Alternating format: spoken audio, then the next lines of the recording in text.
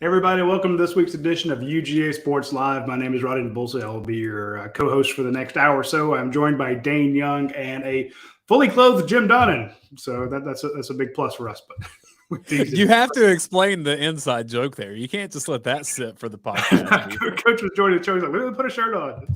And it's funny because right before I clicked on it, I was putting a shirt on. So it just cracked me up because I'm like, we're all just running. Did you win your tennis match, Coach? That's what we need to know. We just played and had a good time. But I'm telling you, it's so hot, I don't even understand how I can hang in there like I do. Because they don't make them like they used to, Coach. No, they don't. That's unreal. The same thing. I had a shirt that was soaking wet with sweat, and I'm like, I don't want to look gross and disgusting on the show. So I'm already unattractive to our viewers. Being covered in sweat would not help. But what is attractive to our viewers, Coach, is the fact that Georgia has been on an absolute tear recently on the recruiting trail. So I figured we could touch on a couple of those kids. You know, we could have one of our recruiting experts on, but I think we should just touch on that. And the fact that, hey, man, we are less than 2 weeks away from Georgia starting the first day of fall practice. And they are going, the reigning national champions are about to take the field for, the acclimation period and such like that. So we kind of want to get your thoughts on that. First and foremost, though, I want to give a shout out to our sponsors, Athens Ford, Your Pie, Academia Brewing Company, and Dead Soxy. Please be sure to visit them, be a patron of them because they support us. So when you support them, you are supporting us, and we greatly appreciate that.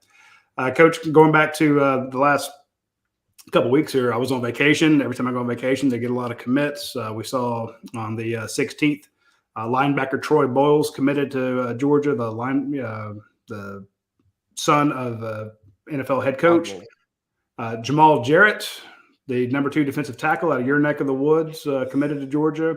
Then Kelton Smith, you told us about him months ago that Georgia was on the offensive lineman out of Columbus.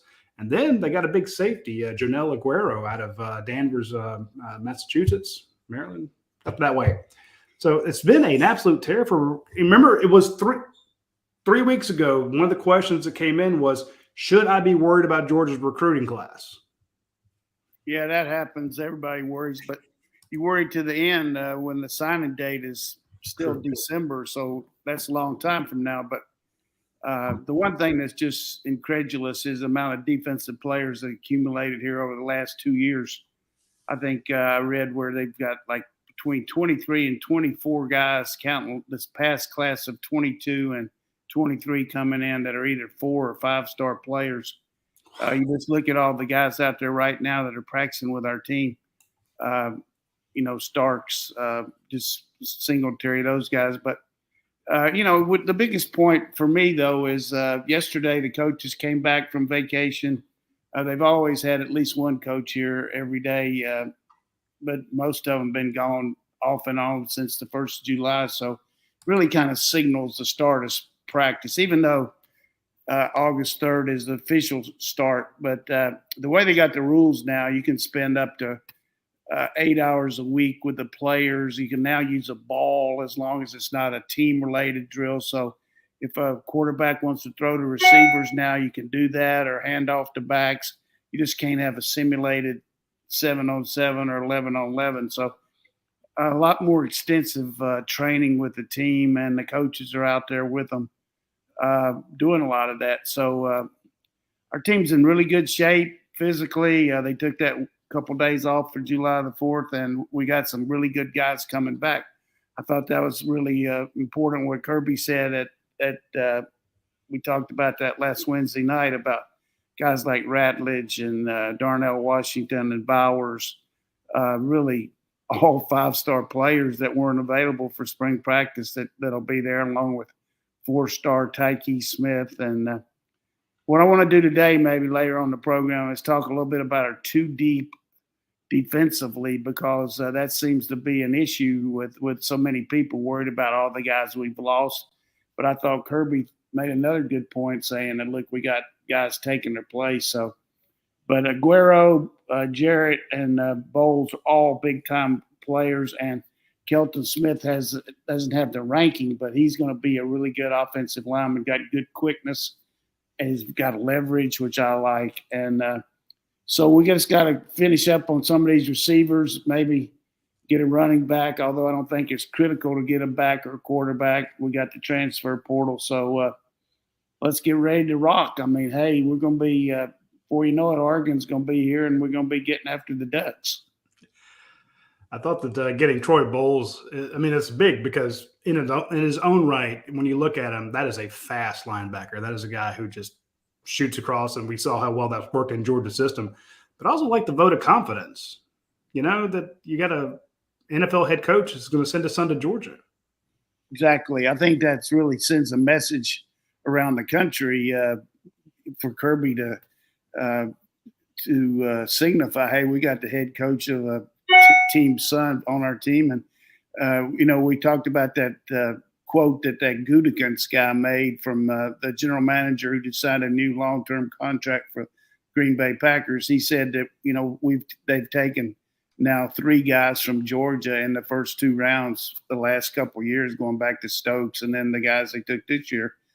And he said that watching Georgia's practice and analyzing the players is as close to an NFL combine as you can go to. And that coupled with Bowles and, here's Glenn Schumann. Hey, Coach, I just want to tell you your son's doing pretty good. Tell me a little bit about what you're doing at Mike linebacker on Tampa 2 now. And great point. You get a unpaid analyst there. That's the one time you do want to hear from the players' parents. Normally it's like, hey, y'all just let me do my job. But that works really well. And, Coach, if you're coming to the game, sorry we don't have a seat for you, but we do have one in the press box where you can So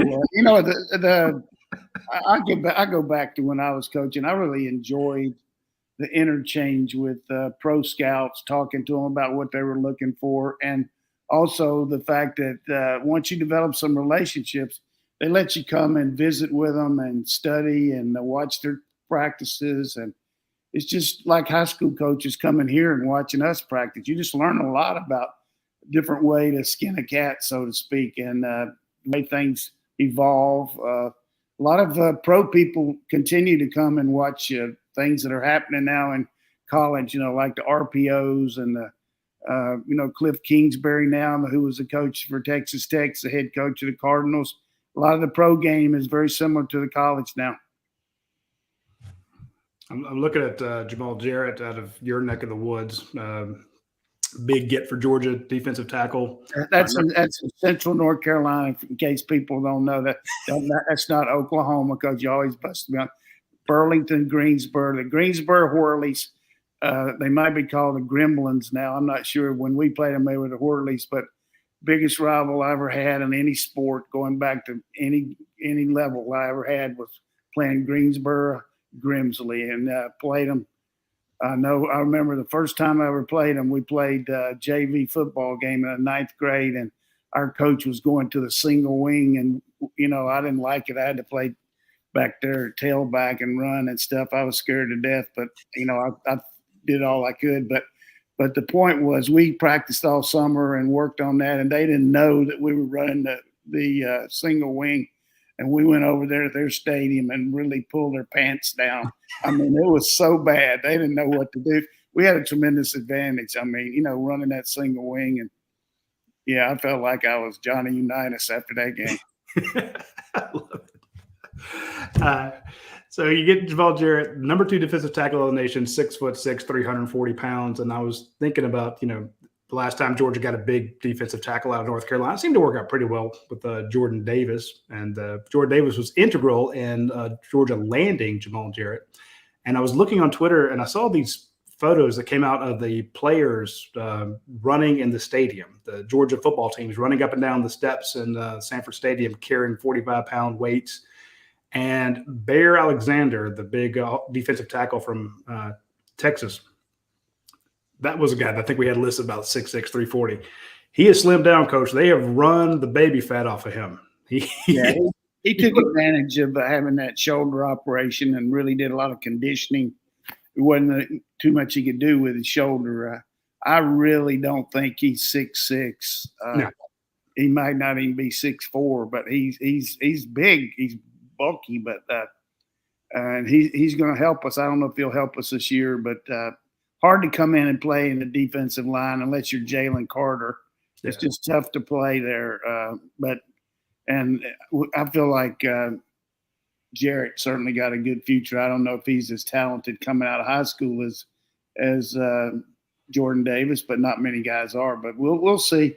Now, my point about those guys is when Jordan Davis came in, he was a bit hefty, and he admitted that he fought it his entire career at Georgia. Jamal Jarrett listed 340. I think he could probably lose some of that as well. You saw what they're doing with Bear Alexander.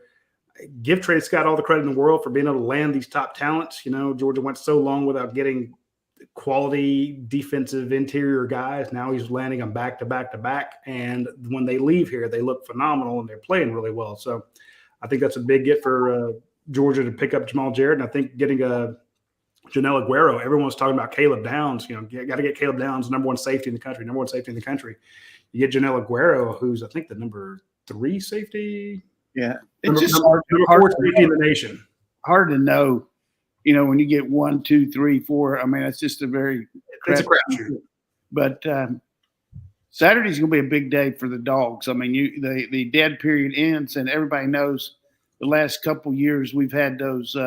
Georgia's had those deals where they bring kids in and have that play day, so to speak, where they shoot water guns at each other and play all these kind of funky games and just interact. And we've been able to steal a couple guys that were going somewhere else when they saw that family atmosphere and saw the coaches interacting and Kirby diving across that water slide and, just things that I remember when Mary Smims was here when they had the pie eating contest. And it's just it's watermelon eating contest, pie. They just have a lot of fun. We're going to have enormous amount of people. I don't know how many are coming. I'm sure you'll have it on you and Jed will have all that stuff. But did you know they were having that Saturday? I knew they were having a big recruiting visit because the guys on the vault at UGASports.com were writing up the list of players that they expect. And the one to me that's most interesting is Yazeed Haynes is coming to Georgia. And we had a question about him earlier. Let me go back and find it real quick. Yeah, this is from Riley. It says, what is the story with Yazeed Haynes? Now, Yazeed Haynes was a wide receiver committed to Penn State, but yesterday afternoon he decommitted from Penn State. And that is a guy that Georgia's after. And every time we talk about all these defensive commits, Dayne can attest to this. It's like, well, where are the offensive guys? Where are the wide receivers? Where's the running back? I'm like, let it come. Well, this is a top wide receiver. It's one of the top 250 players in the nation, Yazeed Haynes. And he just decommitted. So he's no longer committed to Penn State, and he's going to visit Georgia this weekend. It would not surprise me to see him become a Bulldog before it's all said and done. Has he been here before? He has been here before. Now, here's the thing. He came on a secret visit. So but it was not so secret that you knew he was here. I knew he was here. Well, here's the thing, and this is where it gets really weird from a journalistic standpoint. We found out that he was here. And we were asked not to report it. Now, normally I'm like, well, it's news. We have to report it. But the fear was, Coach, that if we reported it and Georgia didn't give him an offer or say they offered it and he didn't take it, that it would hurt him with Penn State, i.e. Penn State would pull his scholarship offer. So you don't want to hurt a kid's chance to play college football. So we sat on it. We're like, okay. But we use that information. We're like, look, we'll keep our mouths shut. But if something changes with his commitment to Penn State, we need to know about it. Sure enough, our boy Adam Friedman broke the news yesterday afternoon that that's good. That's good. Haynes is no longer committed to Penn Sate. So, definitely. And the thing that happens as soon as somebody's name comes up, he becomes the most important guy in the history of recruiting. Now we got to have him, or if we don't, we're going to slit our throats. So, but that's just the way it happens. But I'm excited about our team. I mean, this was one of these shows. I enjoy all of them, but the kickoff kind of speak show, I just like the mentality of our team. I like the the way they're out to, start over, so to speak, and got tremendous athleticism and work habits, and just don't see any holes on this team right now. I'm worried a little bit about the punter. I was about to say special teams. You always worry about special teams. Just the punter hasn't played when the band's playing. Hopefully he's not going to have to punt a lot, but I don't see us getting into that situation where we're. I think we'll be making a lot of second and third downs. We'll be a big play team. I mean, this could be as big a play team as Georgia's had in a long time because you can run the ball, and when you can run and have those tight ends doing so many things, you just hit the ball over the top so much. And if you analyze stats, which we get Brent Rollins and Dayne do so much, but you have your possession passes, which are mostly drop back, where the little old lady from Pasadena can see it's a pass. I mean, it's just what we call a show pass. Quarterback gets the ball, drops back in a shotgun or under center, and you don't get a lot of touchdown passes out of that because the defensive back reacts to it quickly, gets their drops, same thing. Where you get your money and where you get your big plays are off play action, where the threat of the run's there and somebody takes a bad step and then it's over with. So that and misdirection, that's where you make a lot of big plays. We'll get to Coach. We're on the same wavelength about wanting to get into the nitty gritty of Georgia's two deeps. So we'll start with defense in the next segment here. I do want to mention one quick thing on recruiting, just from my Columbus days of here in Georgia, getting Keldon Smith. Let's go. Obviously, Dell McGee is the legendary guy in Columbus, and I mention that all the time. What people may not realize is that there is a new head coach at Carver High School, and it was a good team last year, made the state finals. It's a guy named Pierre Coffey. Well, Pierre Coffey was one of the assistants with Dell McGee when he was there late in Dell McGee's tenure. Pierre Coffey went to Spencer High School and was the head coach, was at Chattahoochee County High School for a couple of years. This guy's really, really, really good, and those players there love him, and he and Dell McGee have a great relationship. So that Carver to Georgia pipeline is in fantastic shape because of Dell and his connections in that area have just remained as strong as ever. Yeah, you look at Williams last year. I mean, that was huge. Yeah, and I saw him the other day when I was walking through the training room through the restaurant Bones there, and you will see some good smiles on players when they're walking through that Bones. Now, I mean, there's some smiles on those guys' faces. Wouldn't you see those groceries, man? It's impossible not to smile looking at them. I mean, just unreal. They got this one thing over there. I thought it was a beer tap, which it looks like it. Looked exactly because it's a restaurant. Hell yeah, they're smiling. That's for Bobo. Your Perno, her husband's Ryan. I can't even pronounce his last name. It's not Perno anymore, but Maldonado, I think it is. So anyhow, she's come up with this deal where this energy drink, but it comes out of the tap, and they go over there and draw it out of the tap, and it looks like, you're getting a beer, but you're really not. But it's just kind of funky, and the kids really love to drink it. I mean, it tastes good too. I mean, I would say that's what you need before you go out and play tennis all morning. Yeah, well, I looked over there. I said, "Good God, Kirby's gone crazy. You got beer on tap." Have beer in the training hall before we have it in the stadium. I love it. We got a question about the O-line from JJ Morris. He said, "I'm still worried about our Georgia's O-line and the running back class. Is the O-line class?" What's his name? JJ Morris. JJ. But he says, Coach, is the class down just because of Cyril's acclimation? And I don't think that the acclimation is going to be near as difficult because you have so many veteran players. If you had a coach coming in here having to reassess the players and get a whole new 3 or 4 starting linemen, we got the core there with both tackles and with Van Pran. It's just going to be a question of the guards of Erickson's got a lot of experience. Ratledge, how's he going to come back from his injury? Truss and Willock. Got 4 really good guards that are going to really go hard at each other. And then you got Mims and Ernest Green at tackle. I just think Wilson coming in from North Carolina. I think our offense, I hate to say this every year. I guess I say it about every 3 years. Our offensive line will be stronger than 3 rows of wild onions. I love it.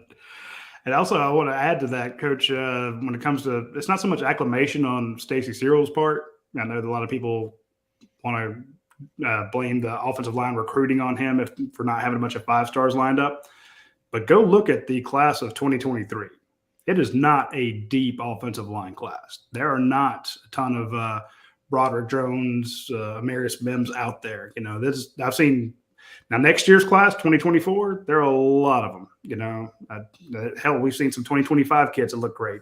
But I'm just saying this is not a ridiculously deep class, and the state of Georgia for 2024 is unreal. Coach, I mean, this is one where you literally put snipers around the border of the stadium and you keep out the other coaches because it is. I hope we can start talking about 24 next week. That'll be really important. Just busting. But you're right, exactly right. But I will say this about Searles and the offensive acclamation and all that. Part of the reason he was hired was because he has an existing relationship. He's coached with Munkin. He's coached with Coach Bobo. He's coached with our tight end coach, Coach Hartley, and he's coached with our wide receiver coach, Brian McClendon. So it's not like that situation is going to be hard. The communication is going to be very easy there, and then you transition that down to your linemen who have their coach that was with them doing a lot of work with them. Jackson was the graduate assistant or the assistant that works with him, and he is that his name, Eddie Jackson? Eddie Gordon. Eddie Gordon. I don't know why I said Jack. I know it's Eddie Gordon, but Eddie being back is a huge thing too. Yeah. So I don't think that there's going to be any kind of deal where a learning curve there for the players and the coach himself, plus the fact that you've got these highly rated players. All 3 of those that I mentioned, Van Pran, McClendon, and Broderick Jones, are highly ranked guys in the NFL for next year. So you got to just think that there'll be a good nucleus. And the other thing that helps your running game is having the tight ends on the edge. When you have, I'm going to get a little technical here because I like to do this once in a while just to see if my memory serves me right. But when you can JoJo your tight end, that means you can take the guy and back him off the line and put him in motion. You can protect the edge away from the play if you're going at the point of attack and you don't want somebody to run you down from behind. He can come inside out, or he can come in motion and lead the play if it's a quick hitting play and you're not worried about backside pressure. So that JoJo effect's good when you have one tight end, but when you have 2, then you can move either one of them towards the other or away from the other and do the same thing and have even a better wing there, a better edge with a tight end and a wing coming around, or a guy going to the backside, and now you have a balanced front with a tight end on each side.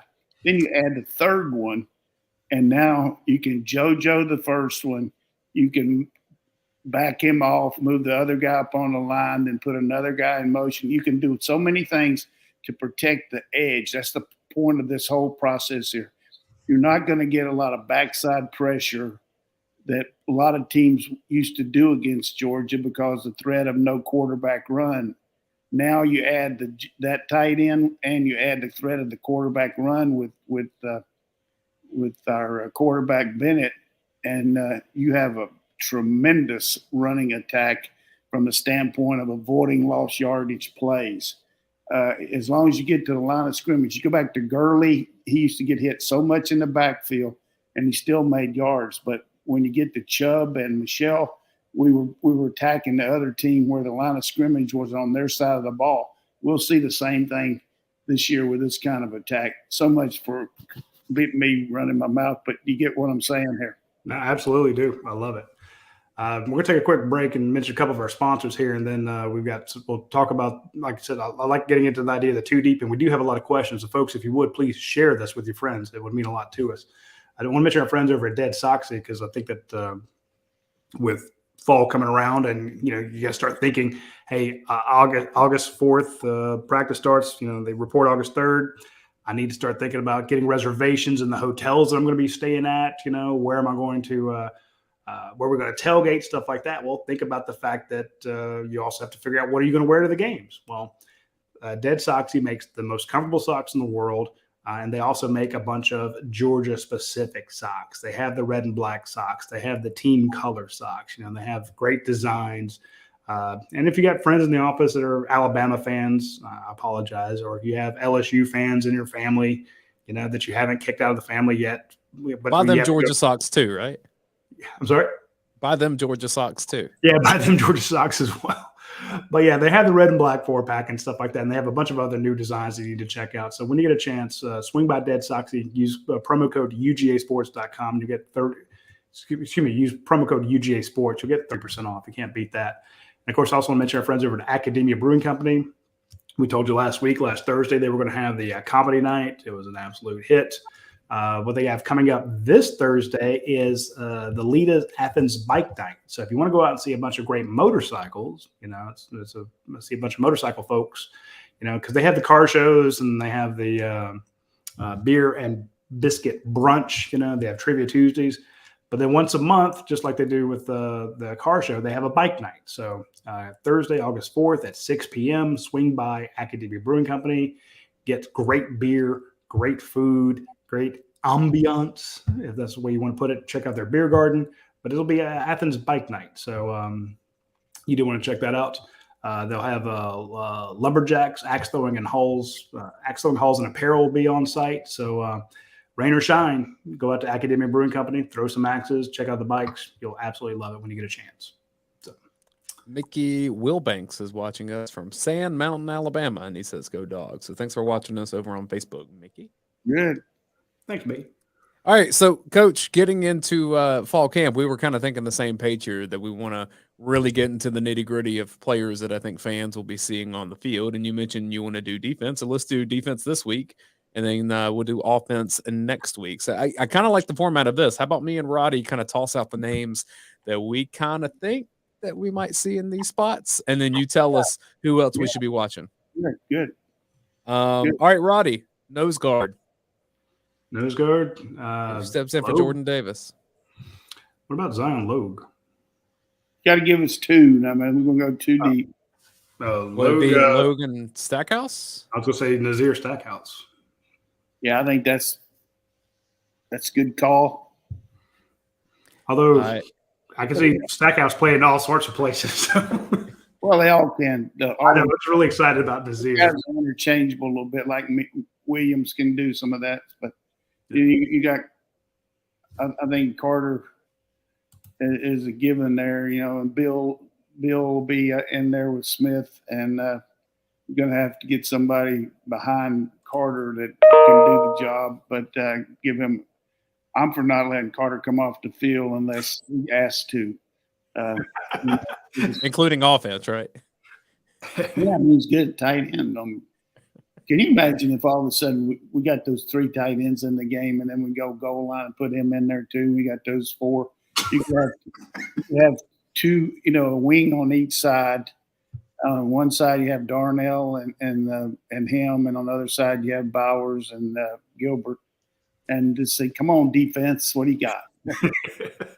I love it. So down on the defensive line, we're looking at Logue. I mean, just a group here, and obviously it mixes and matches because Georgia rotates a lot other than Carter here. You're looking at Carter, Stackhouse, Logue.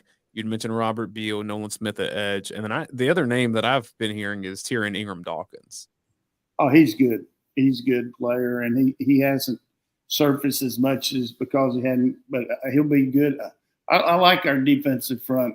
I like the fact they've been challenged by the offense all spring and summer, and it's a learning curve to run so many of these fronts that we do, particularly when you get into nickel and dime. That's another reason our defense, to me, is going to be better than what some people think, is because we're going to be playing ahead of the scoreboard, and you can really pick what kind of defense that you want to run. Your normal down and distance stuff is not going to be the same.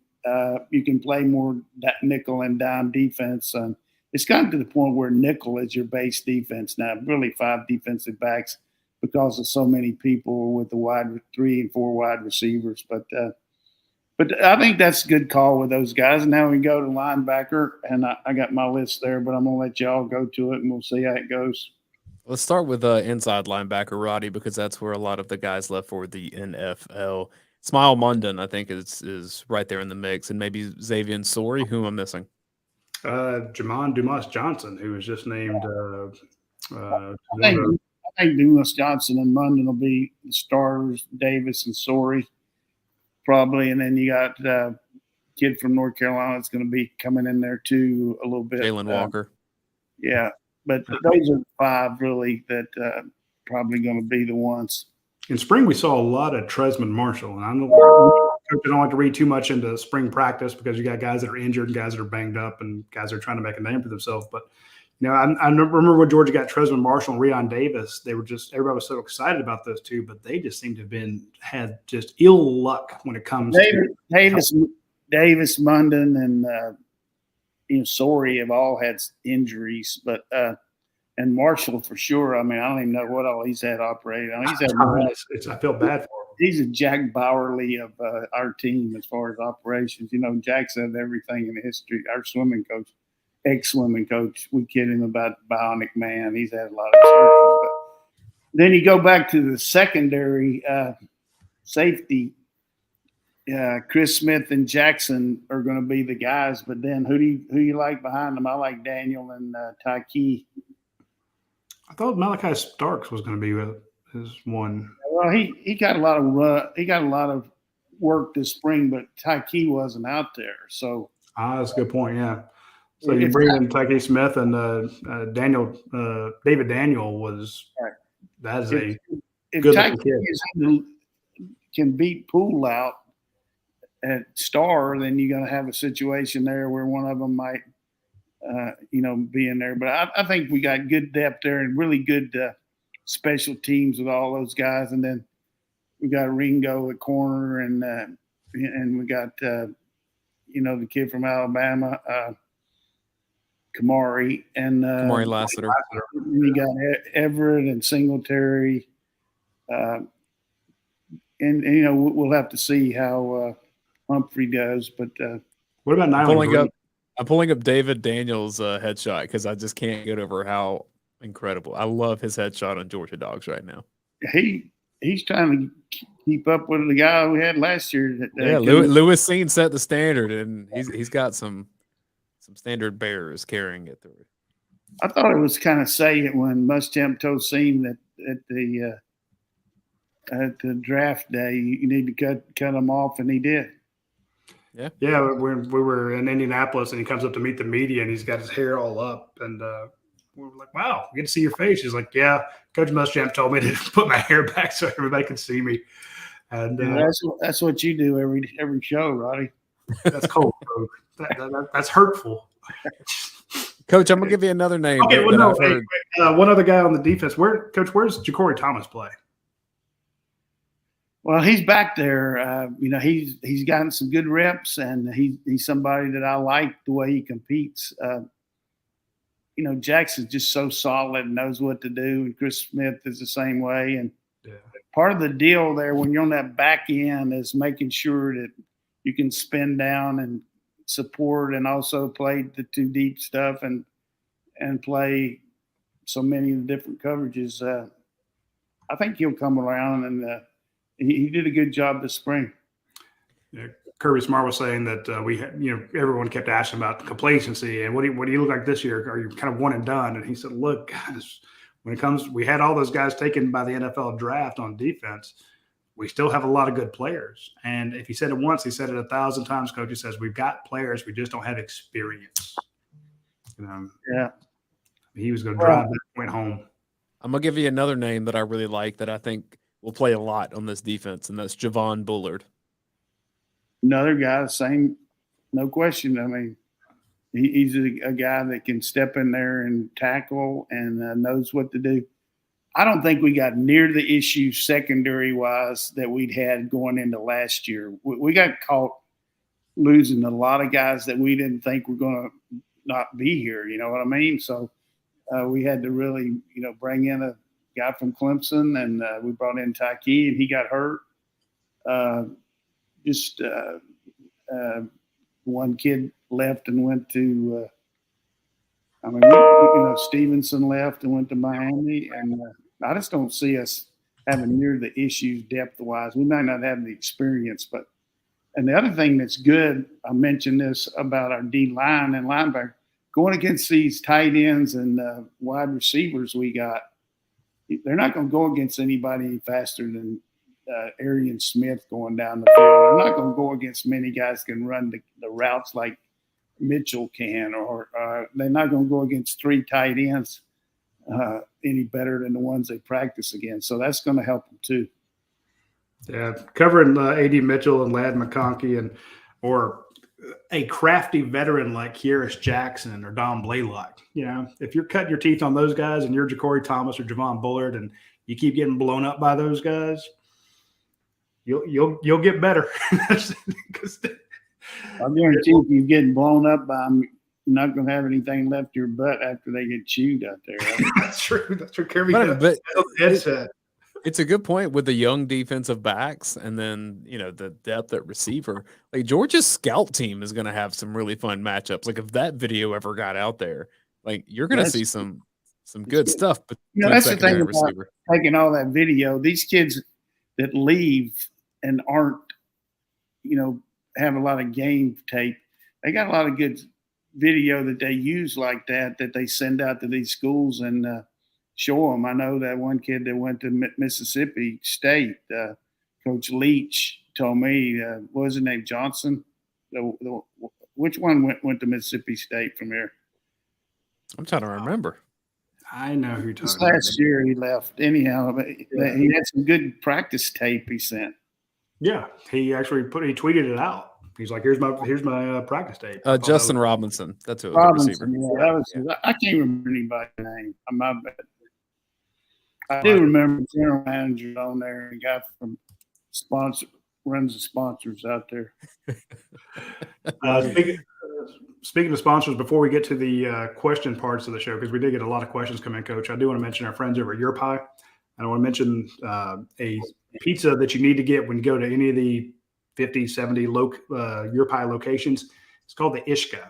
It's extra virgin olive oil, fresh mozzarella, cheese, tomatoes, basil, and garlic. It's very simple. It's on a great crust. And the Ishka, the reason I bring it up is, A, it's a classic. It's a phenomenal pizza. If I remember what Drew told me, is he and Natalie were in Ishka, Italy, having pizza when the idea came to them about opening up this whole franchise, this restaurant where you go in and you get a pizza the way you want it designed. I want this crust, they have multiple different types. I want this amount of, olive oil, or this amount of mozzarella, or this amount of marinara on it. I want this amount of cheese, these ingredients. They turn around, put it into a super hot oven that makes that crust super crispy. And then by the time you've got your drink and you sat down and checked your email on your phone, you're already, they're handing you your pizza. So the Ishka is integral to the establishment of the Your Pie corporation. So I'll tell folks, look, it's summer. This is a great time to grab that pizza. Of course, you can get the pizza prosciutto, you can get their gelato, you can get their sandwiches, get their salads, all that fun stuff. But I've always said, look, get the Southern Heat. It's one of my favorites, but try the Ishka during the summer. I think you'll absolutely love it. Well, and the Nat, which is the pesto and feta, mozzarella, tomato, spinach, chicken, that's named after Natalie French, the first lady of Your Pie. Yeah, the sun-dried tomatoes and spinach on that with the chicken, that's an absolute class. That with a glass of white wine, and you just got it made.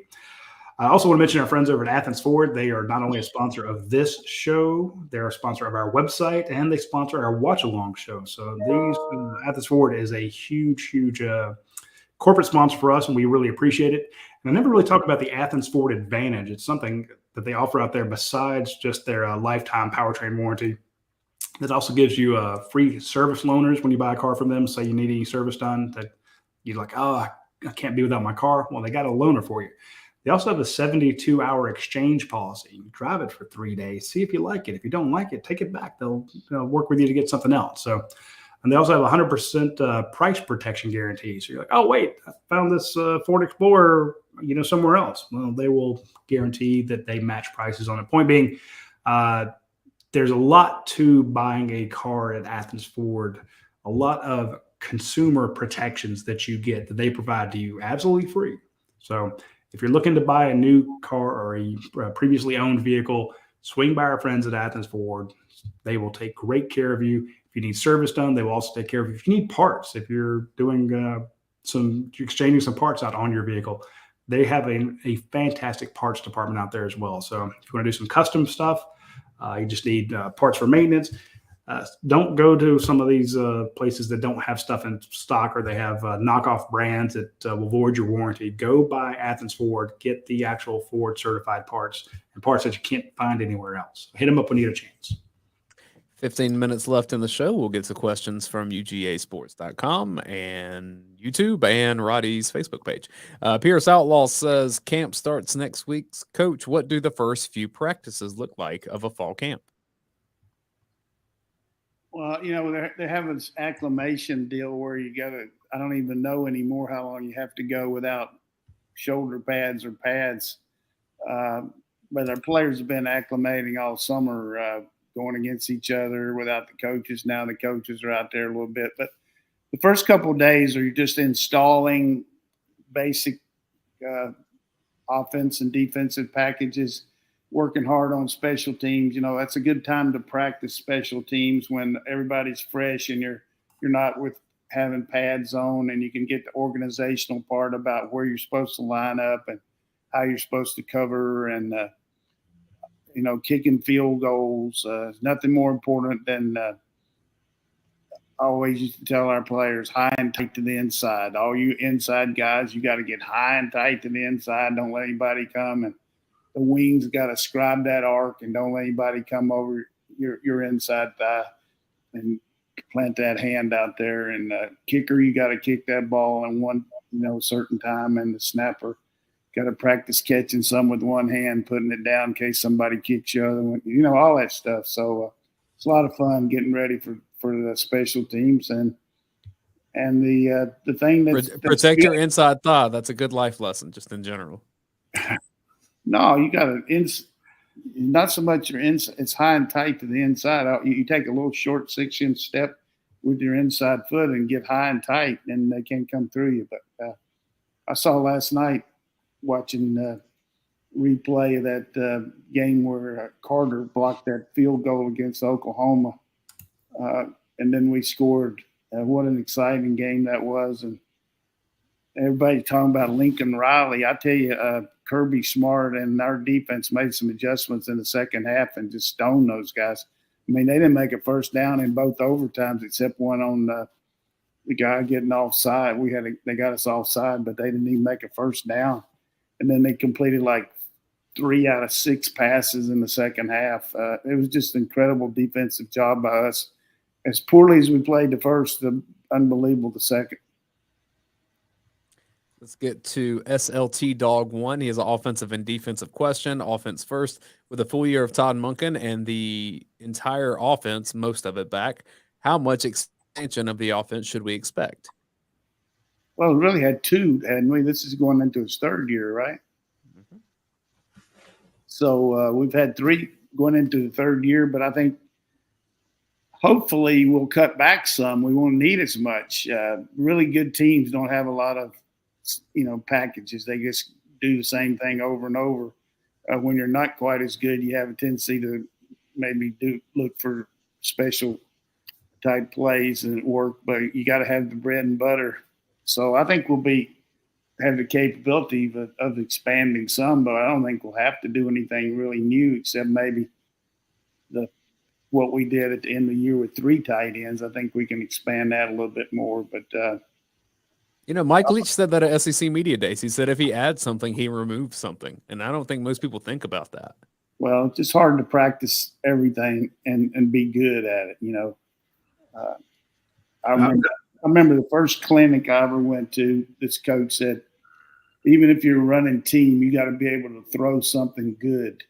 You got to be able to do something when the other team expects you to do it and you can still do it, So that's the way it is on short yardage and goal line. You got to be able to knock them off the ball, even if they know you're coming. And so I would think a national championship team, of which I was part of a couple of times, what you do in the off season is you self-evaluate and see what you did good. You know what won for you, and you know what got you beat. And you're going to work hard on what won for you, and you're going to work hard to eliminate what got you beat. And that's what our team will be working hard on. I remember talking to a couple defensive players in the Todd Monken era, guys who were really, really bright. And they said, "Coach, we have so many." Well, said, "Coach." You mean Grantham era? Todd Grantham. Yeah. No, sorry, the Todd Grantham era. And they said that Coach has so many calls, I can't keep up with all of them. You know, and I'm like, well, you're one of the brighter guys, or both of you guys are two of the brighter guys on this defense, and you can't keep up with all of Todd Grantham's calls. What about the guys who were struggling a little bit, or guys who come in for an injured player, you know, or guys who had to step up, or who maybe missed part of practice or something? I'm thinking, yeah. So to your point, you can make it too complicated. So. Defensive question from SLT Dog. On defense, do we have the horses to play the same attacking style that we played last year, or is it a bit more of a contain approach? Good question. Absolutely, we got the horses. They just hadn't been let out of the corral. We got the horses. We're going to get after them. Send them. I feel like we got – seriously, I mean, Jalen Carter, best player potentially on our defense from last year, just hasn't had quite the opportunities that maybe some of the other guys defensively did. But he's the best defensive lineman in the country. I mean, hands down, no question about it. So they're going to have to do something to curtail him. And then you got Bill and Smith coming off the edge, and Stackhouse Logue inside. And then you got all these linebackers that are really fast that can cover and still blitz, a lot like what Nakobe did and Shannon Tyndall and, Seven for us last year. So I think our defensive team is going to have a lot of lost yardage plays this year, a lot. Question from Billy Zane. We will have a lot of young, talented cornerbacks once Everett, Humphrey, Singletary, and Washington arrive. Do you expect us to move younger cornerbacks to any other position after fall camp or maybe during the season? As a coach, did you ever personally recommend a position change to someone while at UGA? Good Lord, yes. I mean, first year, Adam Meadows, Chris Terry, moved Adam Meadows into tackle, Chris Terry from defense to offense. Heck yeah, you ask those guys and you bring them in and say, look, you can help our team, first of all, but you can help yourself. You can make some money. Both these guys drafted very highly and played very well in the pros. But I think every coach looks at your team and sees he made a good point. If a guy can be a more prevalent at another position, look at Lavase Carroll as left here as a defensive back, and he's among the running backs at South Carolina right now. And he was a highly recruited running back, and we started him out at corner here because of what happened 2 years ago, those guys leaving. And he ended up saying he couldn't make it at corner here. But it's something every team needs to do, is look at your personnel and see if a guy can help you. I know a lot of times D linemen are recruited in high school and end up playing in the O-line too. Yeah, and D-Rock UGA followed up by just mentioning Chris Terry went from defensive line to offensive tackle. Jermaine Phillips went from wide receiver to defensive back, and both were good in the NFL for a while. And then his question for you, Coach, was, do you have a favorite win while at Georgia? He guessed that you would say Auburn in 96, Florida in 97, LSU 98, or Tennessee 2000. I tell you what, you love all 40 of them. I mean, those guys, every one of them means something.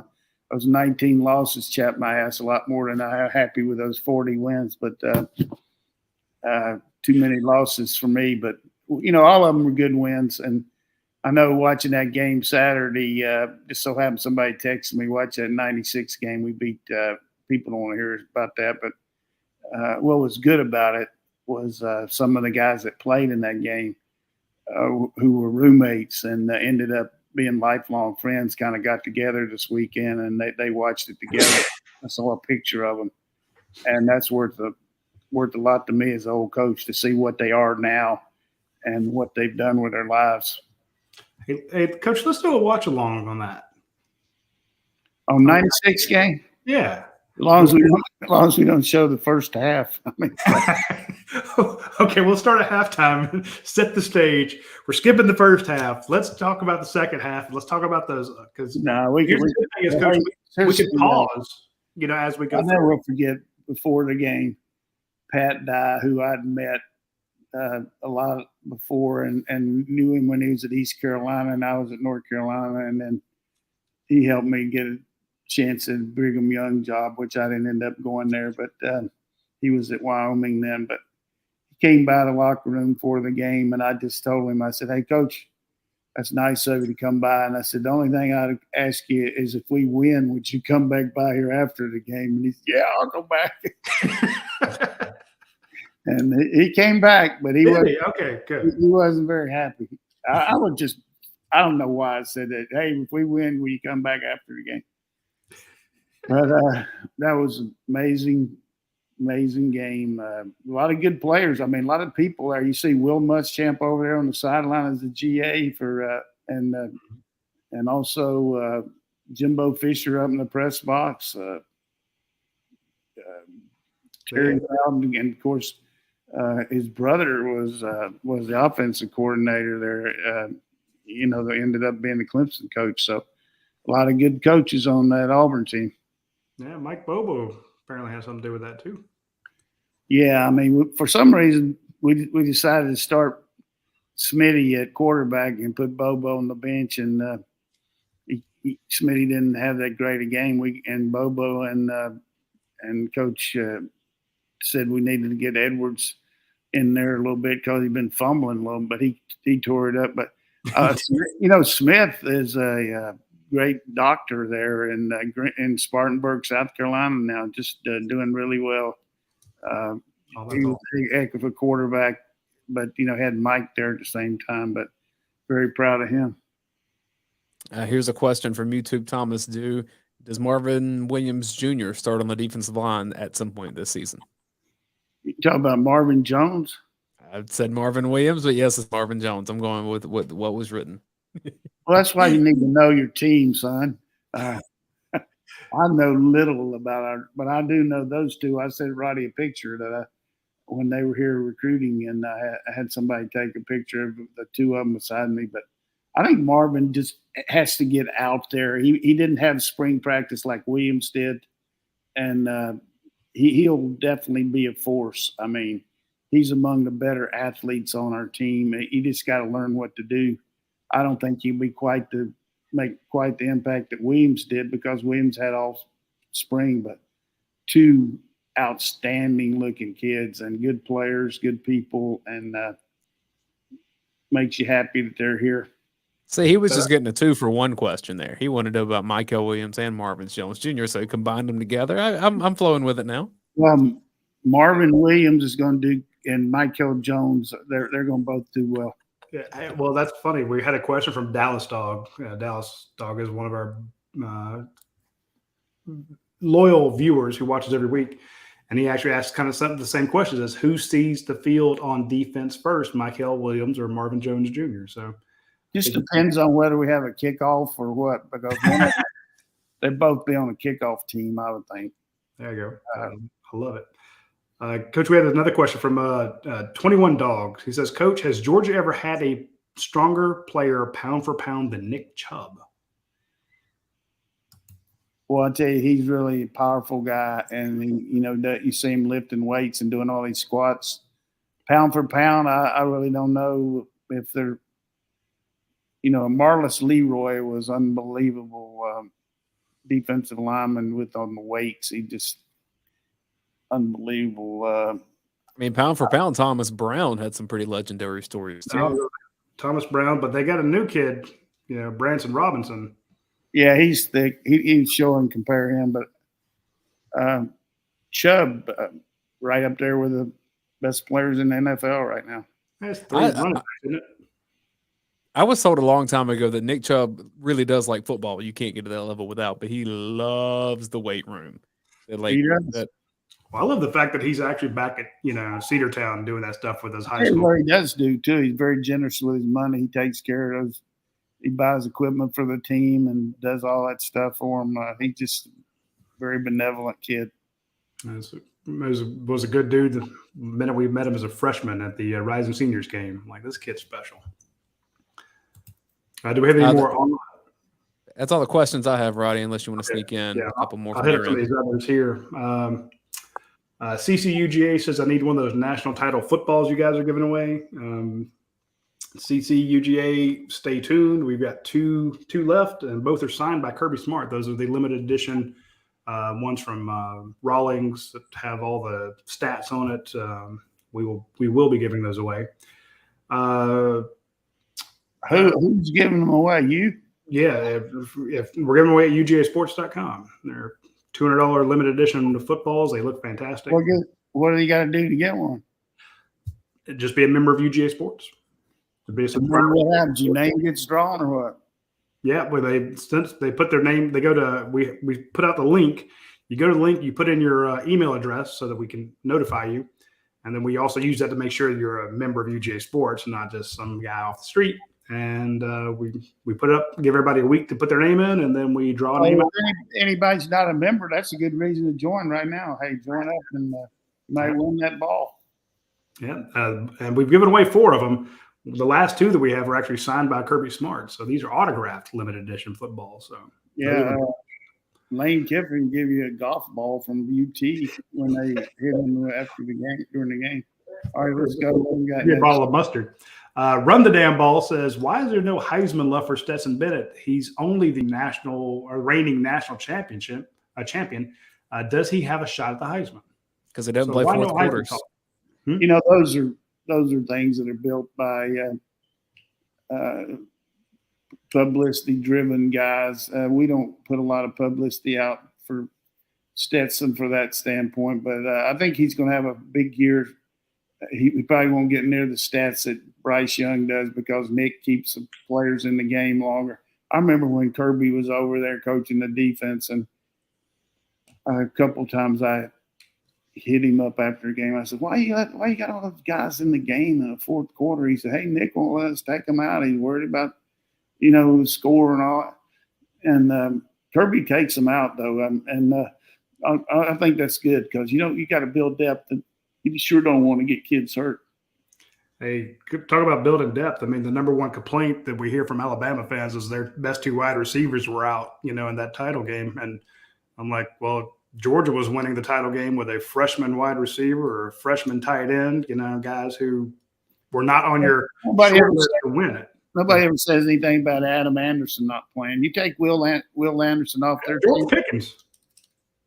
But I just want to say this one thing about that read about Mechie being diagnosed with leukemia. They're a great wide receiver that signed by the Houston Oilers, whatever, and that Texans now. I hate to see that for the kid. Hopefully he can get the right kind of treatment, but he was a good kid, and certainly you hate to see that. I agree with him, and our prayers and well wishes to him for a speedy recovery. We got this question from Dog in France. He says, I was very impressed watching Cedric Van Pran at the SEC Media Days. He is the type of leader UGA needs up front. So not much. The guy is just very articulate. He's also was very guarded in what he said as far as just, saying the right thing. And a lot of guys start seeing all those lights and they maybe spout off a little bit, but he did a good job of talking about this year's team. He wasn't worried about who we lost, and he was glad he had these guys around him. And usually speaking, there's just something about the offensive line core compared to other units on the team. I mean, these guys are kind of the bring your lunch pail, do all the work, don't get a lot of recognition, and they got their own group. And I think we've got a lot of good guys in there. I mean, Warren McClendon, Erickson, these guys hang together off the field and going to show you a lot of continuity there in that O-line. Good point. Montgomery Mama, I said it wrong last time. I said Mama in Montgomery. It's Montgomery Mama says, Montgomery Mama, will Auburn try to poach Todd Monken after this year? Auburn? Yeah. So apparently she doesn't see that tenure lasting very long in Auburn, and she thinks that they may come after Todd Monken. If they offer him a head job, he'll take it. I can tell you that. I mean, anybody would take that job. It's a great job if you're an assistant coach. But I don't know. He would certainly be a good candidate because he's coaching the SEC. He's been a head coach. He's got a pro background. From what I understand, reading from Radi, that he's supposedly getting ready to announce here pretty soon about a 3-year deal worth a lot of money. But let's go on to something else here. I just assume Hugh Freeze and Auburn will find their way together one day. Hugh Freeze to Auburn could always be in the works. Is that right? I'm just saying the sensibilities align. You want to say amen to that? All right, go ahead. Last question. A Liberty quote there, little Liberty quote. Liberty University. Pass the collection plate. Here we go. From Big Sky Dog, he says, is Kirby Smart now the highest paid head coach in the nation? And how long do you think he will coach, or will he ever take an NFL job? I think he's close to being after this. And I don't know what Riley's making because they don't say he's with a private school at USC, but he got over $10 million. But Kirby's well deserving of it. Anything he got, I think, more power to him. As far as any coach in college now at that level, I think the only reason you'd go to the pros would be because of the constant recruiting. I don't see that bothering Kirby, though. He lives for it. So I'd be very surprised. He's had some chances to go to NFL. I know that, but he hasn't even really looked at them. And the other question was, how long do you think he'll coach? At least this week. Well, I can see people took his comments to the Texas High School Association out of contact and thought he would quit. Week to week, man. I'm telling you, but I know this. The guy's got a stinger, man. He's got it every day. He brings it every day. And the players know it, and you better come with it. I mean, he puts a lot of pressure on them to do their best. And you heard that quote where he said that he owed it to every parent, that's what he owed it to them, to give them his best every day to get the best out of those kids. So he gives them that. I mean, he'll keep getting contract bumps along the way too, like Nick Saban always does. When you get a title like that, just gives you you're at a different caliber. There aren't many coaches that are coaching right now that have won national championships, and he's one of them. Yeah, I mean, you got him and I think Dabo and Saban and Mac, right? Jimbo Fisher, Mac Brown. I think that's it. It's an exclusive company, but what do all those guys have in common? They're not doing it for the money. They're doing it because they love it and they want Gene Chiswick's coaching again. I mean, he's coaching defense. He won in 2010. How many head coaches, though? Right. That's right. So, all right, folks, that's all the time we have for this week's show. I want to give a shout out to our sponsors, of course, Academia Brewing Company. Go by, check out the Bike Night. Dead Soxy, check out their socks for this upcoming season. Of course, Your Pie. Get the Ishka or the Nat. Those are fantastic ones. And, of course, Athens Ford to get the Athens Ford Advantage when you buy your next vehicle. And we give a big shout-out to everybody who shared this, because when you share it or you leave us a review on Apple Podcast, it means the world to us. And be sure to tune in next Tuesday at noon, and we will have more. That'll be the Tuesday right before practice starts on Thursday. So you definitely don't want to miss next week's show when we talk about the offense too deep and answer all your questions. We'll see you next